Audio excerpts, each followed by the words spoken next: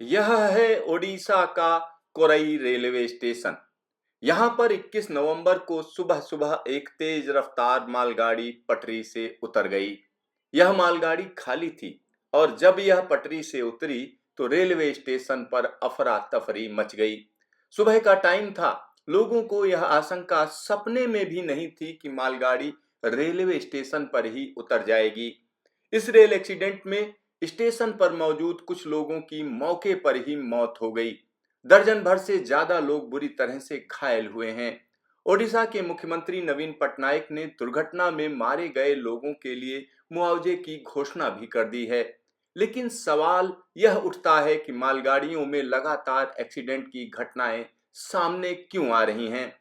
यहाँ पर हुई घटना कई बड़े सवाल खड़े कर रही है। हालांकि भारतीय रेलवे अपनी पीठ थपथपाती रहती है कि पिछले कुछ सालों में यात्री ट्रेनों की दुर्घटनाओं में जान माल का नुकसान ना के बराबर हुआ है, लेकिन मालगाड़ियों के एक्सीडेंट रुकने का नाम नहीं ले रहे हैं। तेज रफ्तार खाली मालगाड़ी सनसनाती हुई रेलवे स्टेशन से गुजर रही थी और अचानक मालगाड़ी के डिब्बे एक दूसरे के ऊपर चढ़ते हुए चले गए। आसपास स्टेशन पर खड़े हुए लोगों को संभलने का मौका तक नहीं मिला। एक्सीडेंट की वजह से बैतरणी और कोरई रेल सेक्शन की अप और डाउन दोनों लाइनें बाधित हुई हैं, जिसके चलते बड़ी संख्या में ट्रेनों को कैंसिल करना पड़ा है। दर्जनों ट्रेनों के रास्ते बदले गए हैं। यहाँ पर हम आपको दिखा रहे हैं कि किस तरीके से ये दुर्घटना काफी भयानक थी, क्योंकि यहाँ पर जिस तरीके से वैगन्स एक दूसरे के ऊपर चढ़ गए हैं, वो अपने आप में चिंताजनक बात है।